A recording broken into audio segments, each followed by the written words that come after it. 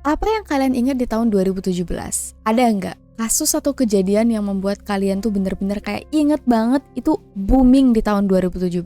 Aku bakal bahas salah satu kasus yang ada hubungannya dengan Indonesia, dan aku tuh agak kaget kenapa aku baru tahu tentang kasus ini sekarang. Padahal di tahun 2017 waktu itu aku masih tinggal di Kuala Lumpur di Malaysia, dan kejadiannya itu bener-bener di Kuala Lumpur. Tapi aku waktu itu nggak dengar sama sekali. Mungkin karena kita semua sibuk ngurusin Trump, karena waktu itu dia baru aja dinyatakan menang, lagi sengit-sengitnya tuh. Jadi kasus yang bakal aku ceritain kali ini gak terlalu sering didengar oleh orang. Mungkin cuma sekilas, tapi gak pernah dengar secara detail. Ceritanya, di tanggal 13 Februari tahun 2017, ada satu bapak-bapak yang lagi berdiri di depan papan sih, layar LCD yang memuat informasi tentang penerbangan apa aja, gate-nya berapa, ya kan? Tahu kan kalian apa sih namanya tuh? Display informasi. Ya gitulah. Si bapak ini lagi berdiri sambil ngeliat-ngeliat flight dia. Pas lagi ngeliat-liat, entah gimana dari belakang tiba-tiba ada orang yang nutup matanya. Si bapak ini kaget. Dia pergi ke bandara sendirian. Dia nggak janjian ketemu dengan satu orang pun di situ. Dan setelah tangan ini dilepas, yang dia lihat seorang wanita bertubuh kecil yang ketawa-ketawa terus lari gitu aja. Masih dalam perasaan kaget, tiba-tiba ada wanita lain yang datang ke dia dan megang-megang mukanya. Si bapak melongo, bingung. Wanita yang tadi megang-megang wajah dia sekarang juga udah ikutan lari. Terus dalam hitungan detik, si bapak merasa ada yang aneh dengan wajahnya. Dia ngerasa sakit, kayak terbakar, pedih. Dia bingung, panik, dan mendatangi salah satu petugas di bandara. Si bapak nggak terlalu bisa bahasa Inggris. Dia cuma bisa bilang, very painful, very painful. Ada yang naruh cairan di wajahku. Jadi petugas yang merespon otomatis menyimpulkan bahwa si bapak jadi korban penyiraman air keras. Bapak ini dilarikan ke klinik yang ada di lantai 2 bandara. Niatnya mau dilariin di Rumah Sakit Putrajaya, tapi ternyata si bapak dalam hitungan detik sudah nggak ada lagi. Meninggal dunia, terlungkup di kursinya tanpa daya. Identitas bapak ini dicek. Namanya Kim Chol. Berasal dari Korea. Petugas bandara, pihak rumah sakit, dan kepolisian mengadakan investigasi. Dan ternyata Kim Chol bukan nama asli bapak ini. Nama aslinya adalah Kim Jong-na, yang merupakan kakak dari Kim Jong-un, orang nomor 1 di Korea Utara yang juga mungkin merupakan salah satu orang yang paling ditakuti di dunia. Dan yang lebih parahnya lagi, Kim Jong-na dihabisi oleh orang Indonesia tanpa sengaja. Kok bisa? Ini adalah salah satu kasus paling mind-blowing di tahun 2023, kok 2013? Hampir semua sumbernya aku ambil dari Rotten Mango, salah satu podcast terbaik yang paling aku sukai, salah satu yang paling menginspirasi Ruang Gelap. Dan tanpa berlama-lama lagi, langsung aja kita masuk ke cerita. Welcome to Ruang Gelap.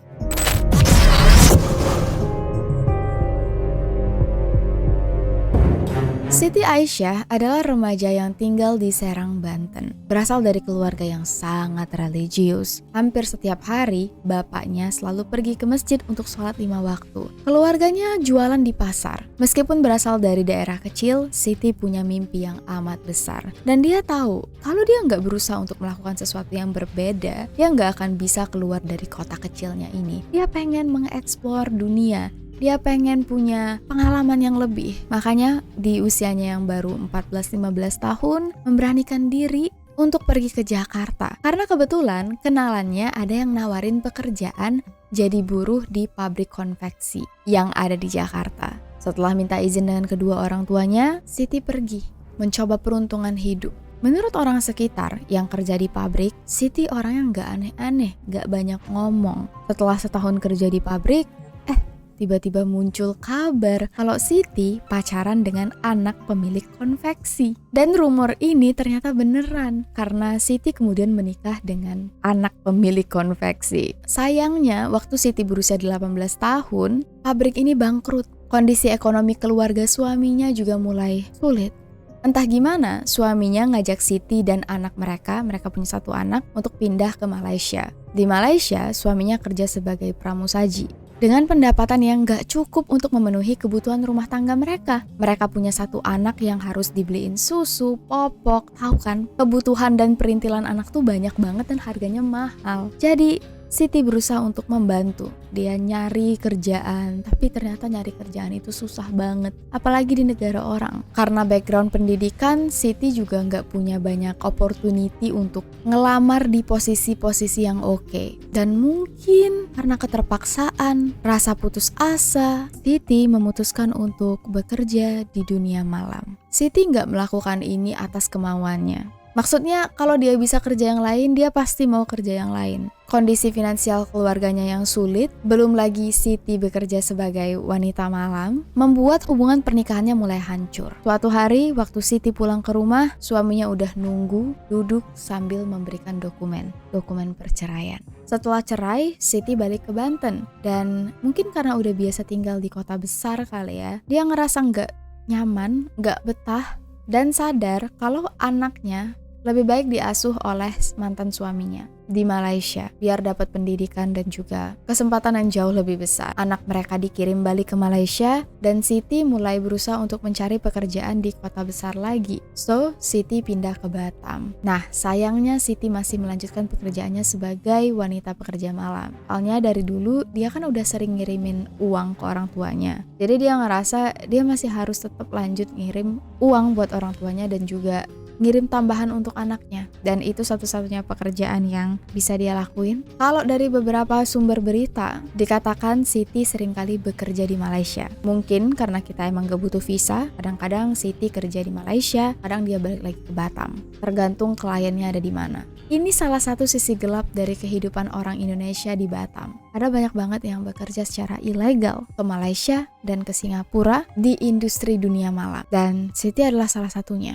Tapi di kampung halamannya, keluarga Siti nggak tahu. Justru Siti sangat dibangga-banggakan karena orang tuanya ngira ya Siti punya pekerjaan yang bagus. Sempet Siti pengen cerita secara jujur, tapi dia nggak sampai hati. Keluarganya religius banget. Dia tahu orang tuanya pasti sedih, dan karena emang udah kepalang, belum lagi himpitan ekonomi, jadi Siti merahasiakan pekerjaannya. Suatu hari waktu Siti lagi naik taksi, si bapak supir nawarin kerjaan. "Mbak, saya tadi baru aja dapet pelanggan orang Jepang. Katanya dia lagi nyari model. Mbak kira-kira tertarik nggak? Orang Jepangnya baik banget. Bisa bahasa Indonesia, bisa bahasa Melayu. Tadi dia ngasih saya kartu nama. Nih kalau Mbak mau telepon aja." Siti sempat nanya-nanya, ini maksudnya jadi model tuh gimana? Rupanya si bapak Jepang tadi yang bernama James lagi mengelola channel YouTube. Ingat gak sih kalian di tahun 2016-2017 itu lagi masa-masa jaya-jayanya YouTube? Yang prank-prank itu bener-bener lagi hits di YouTube. Menurut keterangan dari Pak Supir, orang Jepang yang bernama James ini lagi pengen ngembangin channel YouTube tentang ngeprank orang dan butuh orang untuk ikutan dalam video prank ini. Lumayan juga ya kan? Nyari duit, sekalian ikut masuk dalam video YouTube, ya siapa tahu dia bisa terkenal. Waktu itu Siti mikir, jangan-jangan ini tuh jalan untuk dia bisa keluar dari dunia malam. Kalau dia bisa berhasil mendapatkan pekerjaan yang jauh lebih layak, halal, ya kenapa enggak? Siti memberanikan diri untuk mencoba menghubungi James, entah dibantu oleh Pak Supir atau enggak, intinya mereka ketemuan dan James ngerasa cocok. "Siti, kamu punya bakat. Tapi sebelum kita syuting, yuk kita latihan dulu. Kamu belum pernah kan syuting video?" Siti diperkenalkan dengan produser atau yang punya akun channel yang sebenarnya, yaitu seorang pria bernama Mr. Wang. Ibaratnya Mr. Wang ini bos besar mereka. Selama berminggu-minggu, Siti diajarin cara untuk melakukan prank. Pranknya cukup mudah sih. Kayak sok-sokan kenal sama orang, megang tangan orang yang gak dikenal. Pokoknya gak ada yang gimana-gimana. Awalnya Siti juga sempat khawatir, ini videonya bakal lucu gak ya kalau cuman kayak gini doang? Tapi rupanya bertahap guys. Awalnya emang cuman megang tangan orang doang. Terus besok-besoknya disuruh megang tangan orang tapi pakai baby oil, biar orangnya kesel gitu. Dari tangan pindah ke muka. Biasanya mereka masuk ke minimarket, James yang nyari target, tuh Siti, coba kamu pegang muka bapak-bapak yang lagi ada di depan Ciki itu. Sesuai perintah, Siti bakal jalan dan megang muka bapak tadi. Terus bilang, maaf, aku kira temanku pak, maaf ya. Terus langsung lari. Ya, gitu sih. Latihan tiap hari, kadang pakai baby oil, terus berubah lagi jadi baby lotion. Pokoknya ada-ada aja lah. Setelah berminggu-minggu dilatih, James bilang, "Siti, tanggal 13 Februari kita bakal syuting video yang jauh lebih besar.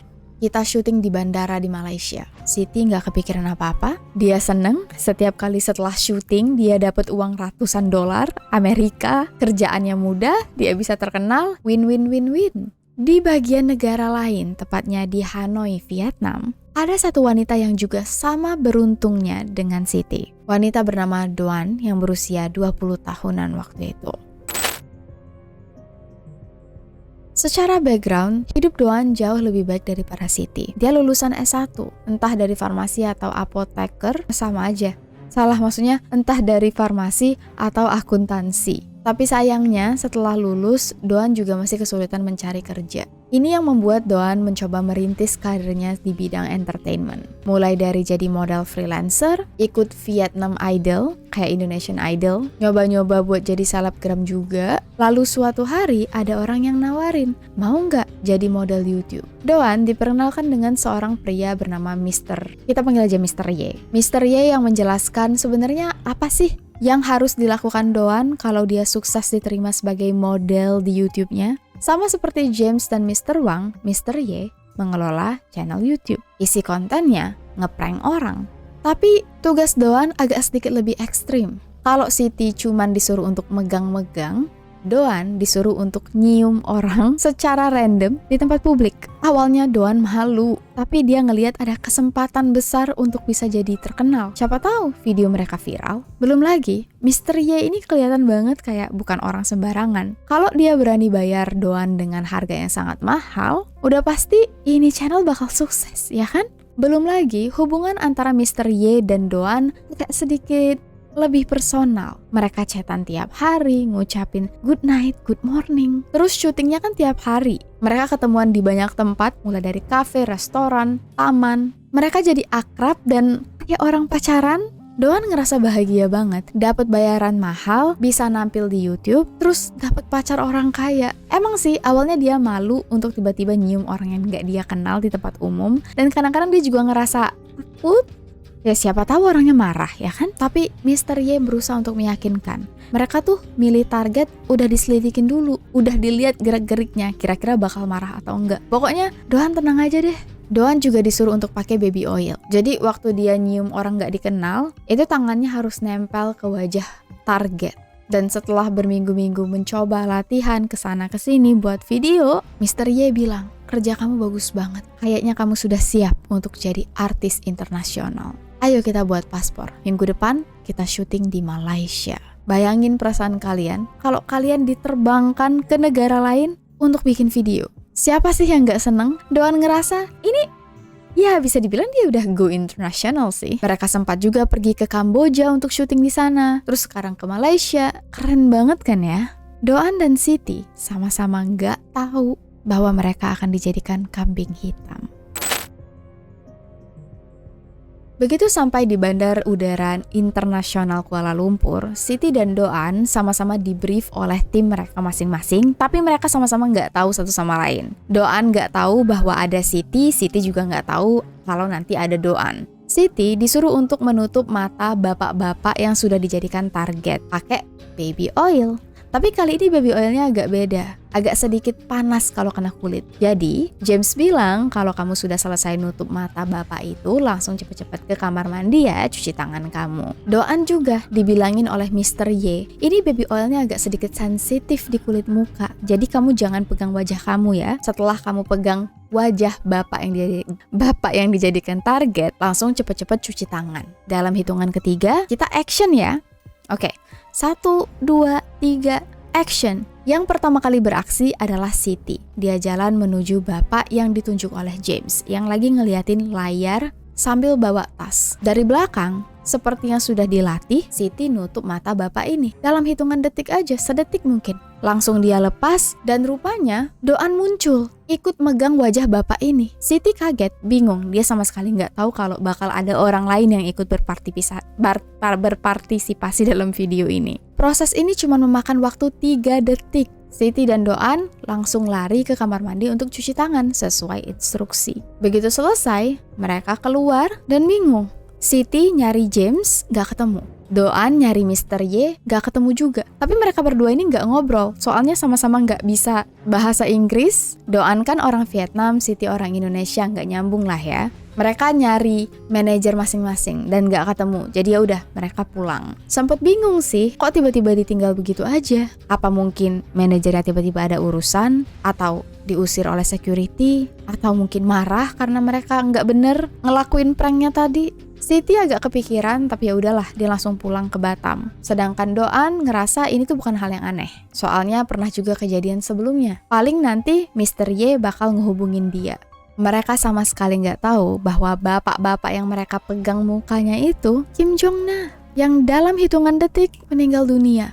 Setelah pihak Malaysia melakukan otopsi terhadap jenazah, mereka menemukan penyebab kematian. Di bagian wajah korban ditemukan racun VX Nerve Agent. Ini adalah salah satu, bisa dibilang, racun paling mematikan yang ada di dunia. King mematikannya, semua negara gak boleh pakai racun ini. Ini senjata paling berbahaya yang bisa menghabisi nyawa manusia dalam waktu detik. Semua negara sudah tanda tangan dengan PBB untuk tidak menggunakan racun ini, termasuk Amerika. Dulu Amerika pernah punya 100.000 ton, tapi setelah dilarang, racun-racun ini dimasukkan ke dalam kapal yang kemudian ditenggelamkan di dalam lautan. Ngeri juga ya kalau misalnya bocor. Kalaupun ada negara yang mau nyimpen zat ini, itu prosesnya susah banget, bener-bener ketat dan cuman boleh kayak 3 gram, pokoknya dikit banget lah. Satu-satunya negara yang masih menyimpan dalam jumlah yang banyak adalah Korea Utara. Terus kalian pasti bingung, Kak, kalau misalnya dia kontak dengan kulit bisa langsung bikin orang meninggal, kenapa Siti dan Doan bisa hidup? Mereka kan kontak tuh langsung, tapi baik-baik aja. Jadi ternyata racun ini tuh baru bisa beraksi saat ada 2 senyawa yang bertemu. Senyawa pertama dioleskan ke tangan Siti. Jadi Siti aman, di tangannya cuma ada senyawa pertama. Nah, di tangan Doan baru senyawa kedua. Jadi waktu Doan megang wajah Kim Jong-na, racunnya baru aktif. Dan mereka tuh nyerang di bagian mata. Ini bagian kulit paling tipis dari semua yang ada di tubuh kita. Apapun yang nyentuh itu dengan mudah bisa langsung diserap.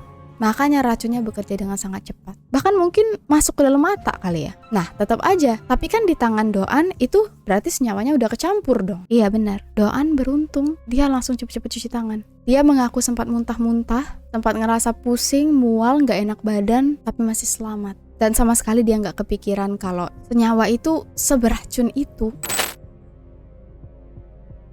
Begitu satu persatu fakta terungkap, pihak Malaysia menjelaskan bahwa ini adalah kejahatan racun VX. Korea Utara nggak terima. Mereka marah. Kenapa Malaysia melakukan otopsi terhadap warga negara kami tanpa minta izin terlebih dahulu? Malaysia jawab, ya gimana enggak? Ini orang meninggal di tanah kami. Kami punya hak untuk melakukan investigasi. Kami juga nggak tahu kalau misalnya Kim Jong-na ini, Kim Jong-na kan kami taunya namanya Kim Chol kalau misalnya di paspor. Tenang aja, ini jenazahnya kami pulangin nih. Dipulanginlah jenazahnya ke Korea Utara. Kan udah selesai diotopsi. Korea Utara langsung bikin statement. Kim Jong-na meninggal karena serangan jantung. Buktinya karena dulu pernah ada gangguan jantung, penyakit jantung.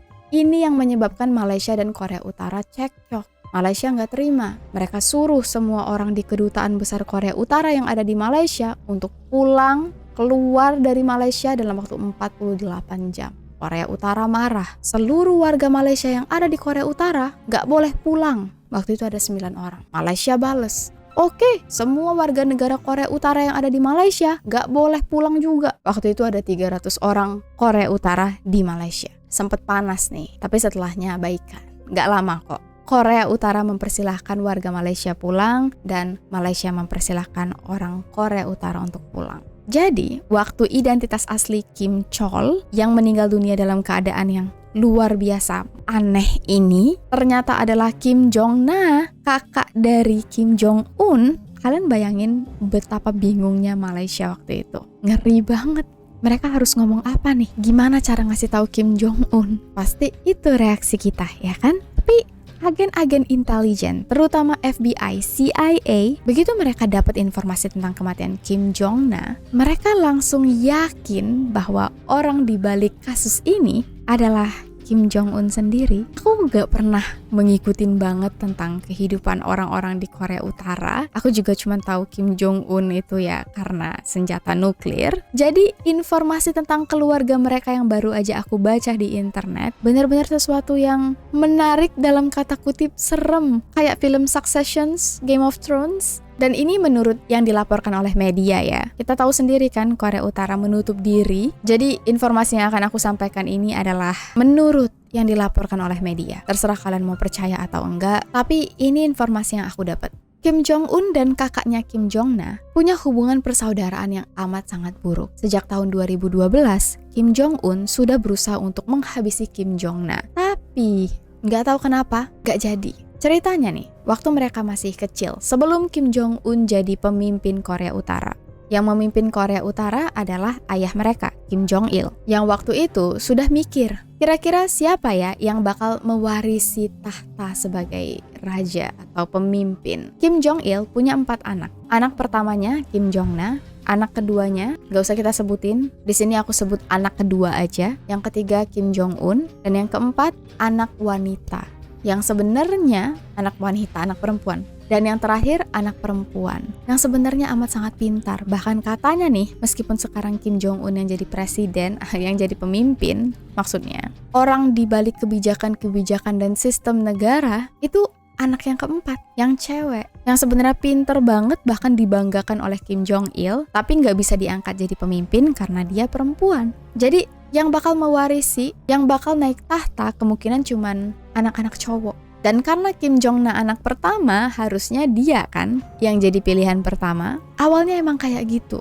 Tapi terjadilah insiden Disneyland. Ini insiden yang... Jadi gini, Kim Jong Na sempat ngajak anaknya untuk jalan-jalan bareng ke Disneyland yang ada di Jepang. Soalnya mereka nggak bakal ke Amerika.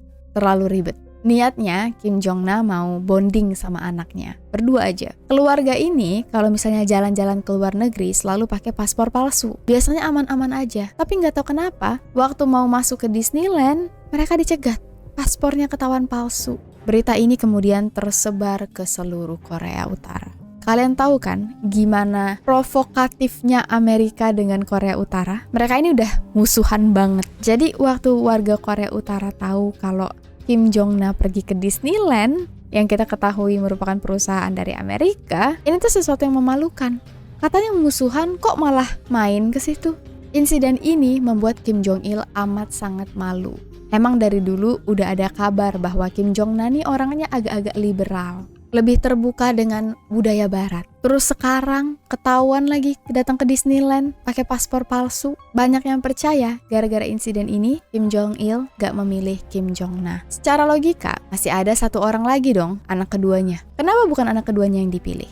Nah, satu keluarga ini dikirim sekolah ke Swiss. Kim Jong Na dikirim ke Swiss, anak-anaknya juga. Kim Jong Un juga, anak-anaknya juga. Tapi pakai identitas palsu. Di Swiss kan ada kedutaan besar Korea Utara. Hubungan diplomasi Swiss dengan Korea Utara juga lumayan oke lah. Jadi anak-anaknya Kim Jong Il, keturunan-keturunannya disekolahin di Swiss dengan identitas palsu bahwa mereka ini anak-anak para pekerja dari kedutaan besar Korea Utara. Nah, si anak kedua itu identitasnya dibilang anak dari supir yang kerja di kedubes Korea Utara. Mungkin karena dia friendly banget, punya banyak temen dari berbagai negara termasuk orang Korea Selatan, anak yang nomor 2 ini benci dengan kekerasan, senjata, apalagi nuklir, teroris, dan agama. Cinta damai banget. Dulu gak ada yang curiga sama dia. Tapi kalau ditanya sekarang, teman-temannya inget banget. Emang sih ada yang aneh dengan si anak kedua ini. Soalnya dia gak pernah makan makanan yang ada di kantin, gak pernah mau sharing makanan, gak pernah minta makan, dan gak pernah ngebagiin makanan ke orang lain. Yang kalau sekarang dipikir-pikir ya wajar aja. Takut diracunin orang soalnya. Nah, Kim Jong Il tahu persis ini anaknya yang nomor 2, lembut. Dan inilah alasan kenapa Kim Jong Un yang terpilih. Kim Jong Un juga yang paling keras di antara kakak-kakaknya. Dengar-dengar nih guys, ibunya Kim Jong Un yang melapor ke petugas di Jepang bahwa paspor Kim Jong Na itu palsu. Makanya Kim Jong Na ketangkep, ketahuan. Mereka ini emang saudara tapi beda ibu, anak dari selir.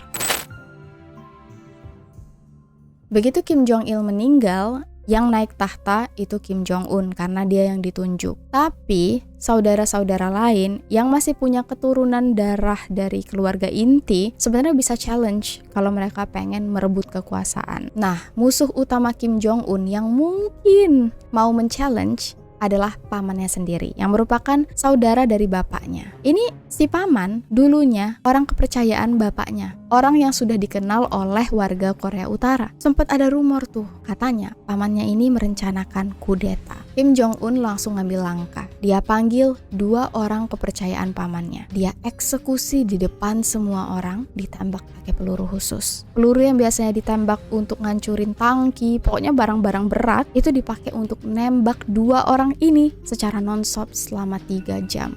Bayangin, selama 3 jam udah gak ada sisa sama sekali. Waktu ditembak, 2 orang ini udah kayak debu, hancur sehancur-hancurnya. Pamannya lemes. Dia tahu ini adalah pertanda bahwa selanjutnya dia yang bakal ditangkap. Bener aja, besoknya si paman ditangkap bersama keluarganya, semuanya. Karena emang udah budaya di situ kalau ada 1 orang yang dituduh sebagai pengkhianat, ya sekeluarga yang bakal nanggung. Setelah pamannya tersingkirkan, Kim Jong Un masih punya 1 musuh besar, yaitu kakak pertamanya, Kim Jong Na. Dulu, Kim Jong Na sering banget keliling-keliling, tapi dia tetap tinggal di Korea Utara waktu bapaknya belum meninggal. Waktu Kim Jong Un naik sebagai pemimpin, Kim Jong Na gak berani tinggal di Korea Selatan, gak berani tinggal di Korea Utara.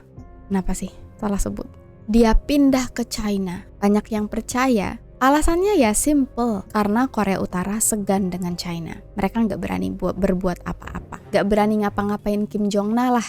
Kim Jong Na tinggal di Makau bareng keluarganya. Kadang dia masih keluar negeri tapi ke Eropa, itu pun juga cuma sebentar. Kalau anak kedua itu nggak usah dipikirin. Dari awal dia bilang dia nggak tertarik dengan perebutan kekuasaan. Mereka kan keluarga yang kaya raya ya, nggak usah ngapa-ngapain juga udah kaya. Jadi yang ngapain susah-susah jadi pemimpin, toh tetap bisa jadi miliarder. Oke, balik lagi ke Kim Jong Na. Di tahun 2012, Kim Jong Na sempat nulis surat untuk Kim Jong Un. Minta tolong banget jangan menghabisi dia. Gagalkan rencanamu untuk menghabisi aku. Aku bisa minta tolong siapa? Cuman kamu yang bisa menolong aku. Surat ini dia kirim dan gak tahu gimana. Surat ini bocor, diketahui oleh intelnya Korea Selatan yang lagi ada di Korea Utara, yang kemudian ngebocorin informasi ini ke CIA. Ya, makanya sekarang kita tahu bahwa di tahun 2012 katanya Kim Jong Un sudah merancang cara untuk menghabisi Kim Jong Na. Tapi gak tahu kenapa, entah nggak berhasil atau emang dibatalkan atau ditunda atau emang belum bisa dijalankan, Kim Jong Na masih hidup sampai tahun 2017.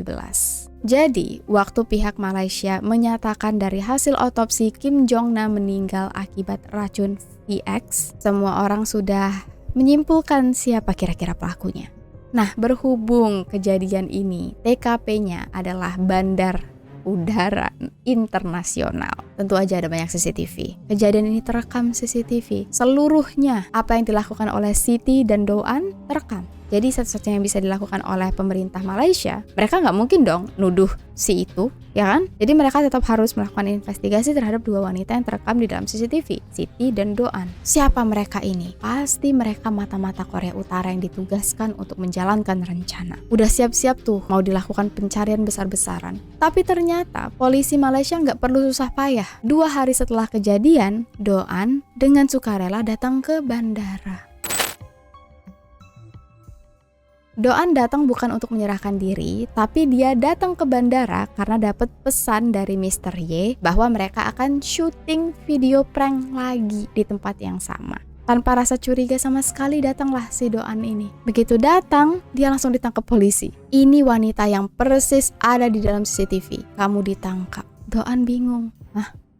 Gimana? Kok ditangkap? Kenapa? Dan waktu itu kan dia punya masalah dengan bahasa ya. Mr. Ye bisa bahasa Vietnam, makanya dia bisa berkomunikasi. Nah ini bahasa Inggrisnya nggak terlalu bagus dan para polisi juga ngomong dalam bahasa yang campur-campur. Kadang Malay, kadang bahasa Inggris. Dari Do-an, setelah dipanggil interpreter, didapatkanlah informasi tentang mereka disuruh untuk bikin prank YouTube. Awalnya pihak polisi nggak percaya, mereka yakin ini mungkin cuma akal-akalan. Terus digalilah koneksi sampai dapet informasi tentang Siti.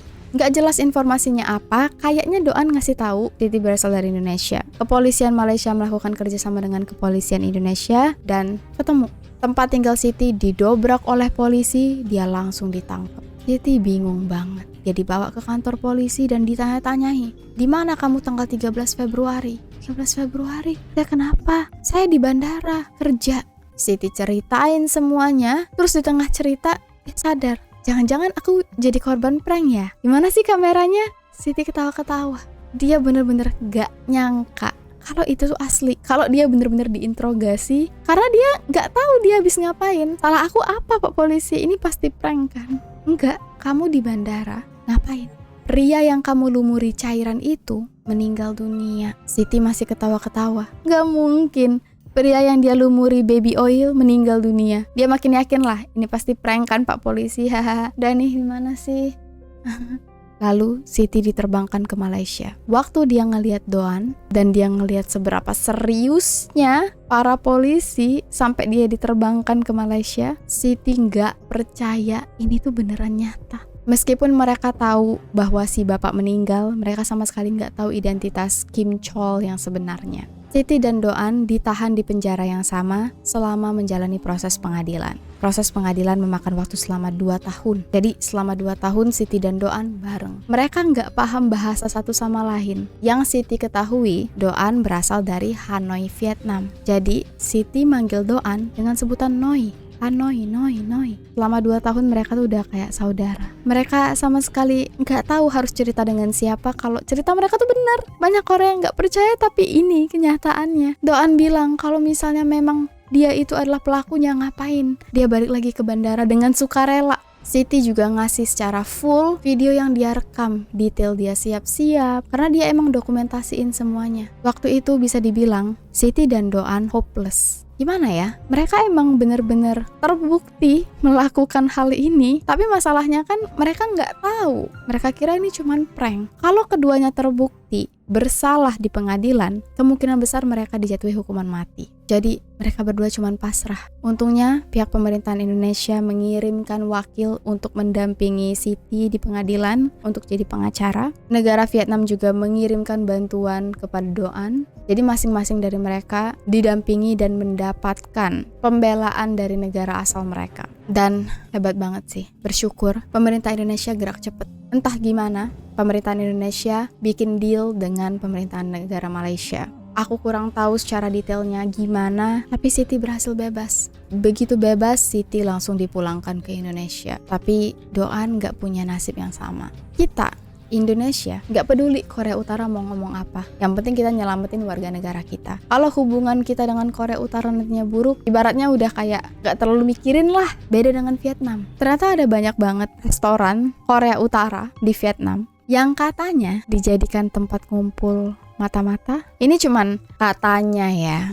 Jadi kayaknya hubungan antara Vietnam dan Korea Utara ini agak lebih kompleks. Dan ini yang membuat Vietnam agak takut untuk bertindak berani kayak Indonesia. Vietnam tetap mengadakan diskusi dengan pihak Malaysia, tapi hasilnya nggak seringan Siti. Di pengadilan, Doan dinyatakan bersalah dan dihukum 3 tahun di penjara. Tapi untungnya 2 tahun kan udah lewat tuh, mereka nunggu selama pengadilan. Jadi cuman di penjara itu sekitar 1 tahunnya lagi. Nambah setahun. Lalu Doan langsung dikirim pulang ke Vietnam. Hukuman yang benar-benar jauh ringan daripada hukuman mati. Bagaimana dengan Mr. Ye, James, Mr. Wang? Siapa mereka ini? Dipercayai mereka ini adalah mata-mata Korea Utara. Jumlah mata-mata yang ditugaskan ada 8 orang. Termasuk tadi Mr. Ye, Mr. Wang, James, ada 5 orang lagi yang emang kerjaannya itu untuk memantau pergerakan Kim Jong-na. Terus sisanya ini untuk jaga-jaga. Orang yang selalu ngawasin dari jauh kalau ada apa-apa.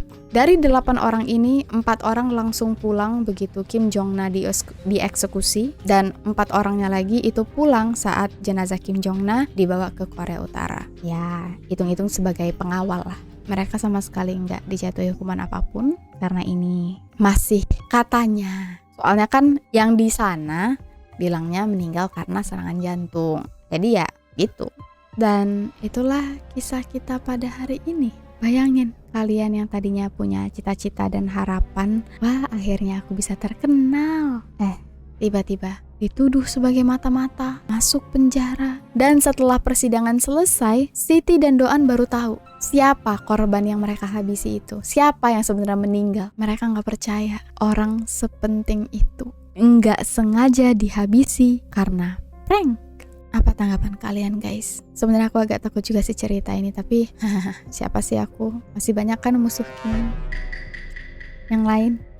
Ya, ini adalah berita dari sisi kita. Sampai di sini dulu cerita kita pada kali ini. Thank you so much atas semua support dan dukungan kalian. Selamat tahun baru dan semoga di tahun 2024 kita semua akan sehat-sehat selalu, tetap jauh dari bahaya, jauh dari orang-orang jahat, semakin alert, semakin bisa jadi keluarga besar di YouTube ini. Lebih dan kurang aku juga mohon maaf pada kalian semua. Terima kasih banyak banget buat kalian-kalian yang sudah ada di sini sejak entah dari subscribers kita masih ratusan ataupun udah ribuan. Terima kasih banyak dan mudah-mudahan support kalian membuat kita semua makin semangat dan semakin baik lagi dalam membuat video-video yang edukatif dan tetap menghormati para korban yang kita ceritakan dalam video ini. Karena gimana pun juga orang-orang yang kita ceritain ini beneran-beneran ada.